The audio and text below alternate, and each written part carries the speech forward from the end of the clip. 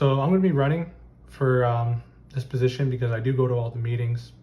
I do see what's happening with the tribe, and really I'm invested in the future of the tribe and really making it better and ultimately making it last. So I think there's a lot of ways that we can get better, more financially stable, more business minded, and a lot more youth involvement. Some of the things I want to focus on.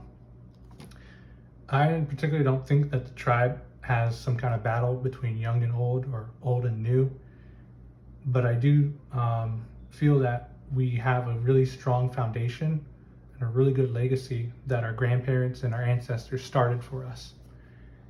So they gave us a lot of the independence that we have. They secured that for us from the federal government, and we need to follow in those footsteps. So we can't just be accepting the status quo. We need to look for new ways to revitalize the existing businesses that we have and find new business opportunities that will continue to bring the tribe and our people financial security.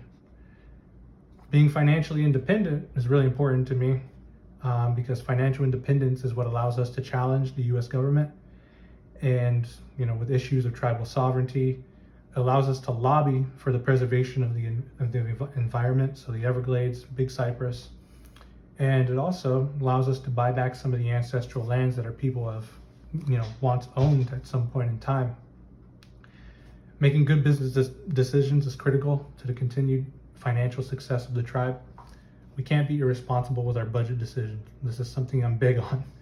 We can't let people take advantage of the tribe. Business Council has to continue overseeing these operations, and they have to ensure that people are doing what they're supposed to be doing at the end of the day.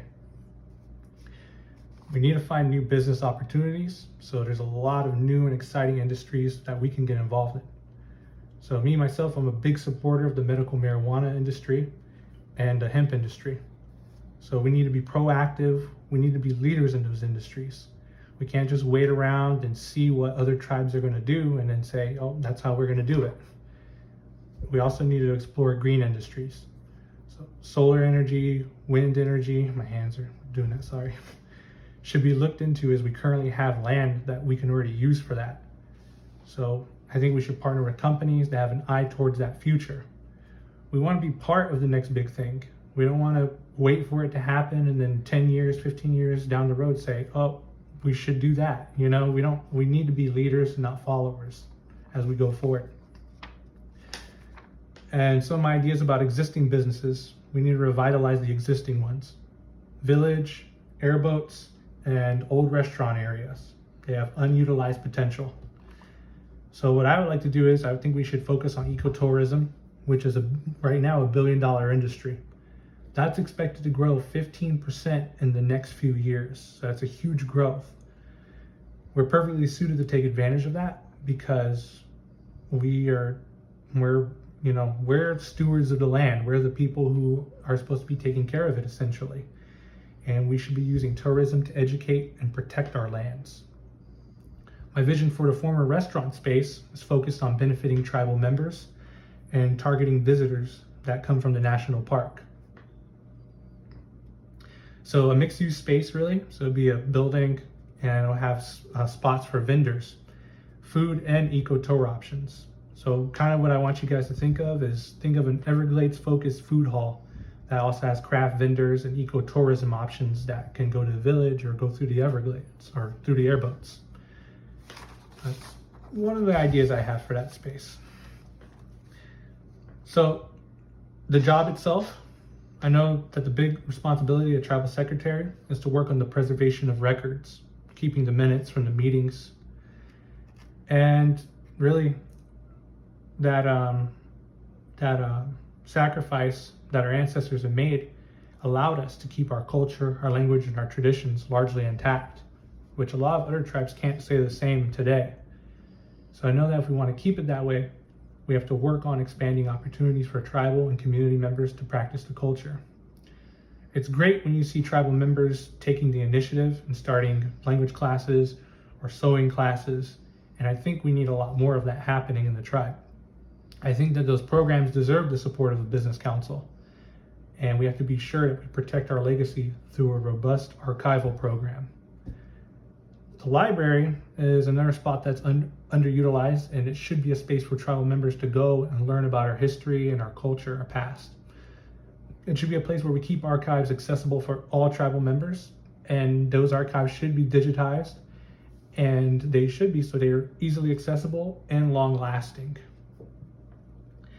The last thing that I want to mention is that I'm committed to making the tribal community a better place for the youth. So when I was growing up myself, I really depended on community of family and friends. I wanted a place where I could be with my community without some of the negative aspects that we see or that we know about ourselves. Things that we encounter too often or even too soon because we're so young. That's part of the reason why, Jay and Shaman are in here and Bennett's in here as well. Yeah, he's in here. That's why we wanted to do TGL, because it was a safe space. It was a place where our youth got to practice, got to really be together. But we need a space for them to practice their culture, find acceptance, and find that community. And I think we need to increase our investment in the tribal youth. And we need to invest in things like community centers.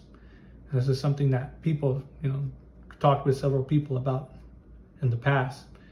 And I think using the model of things like, MCC, those are, it's really a good thing that they're doing over there. We need to create a space for all tribal youth that's also inclusive to everyone. So really a space for our youth to find solutions to problems, a space where our youth can have mentorship and guidance and support from the community. And I want to work with our tribal youth to build something that works for them. So why me? Why should you vote for me? Well, because I'm committed to the longevity of the tribe. I respect and honor the work of our ancestors and our current elders.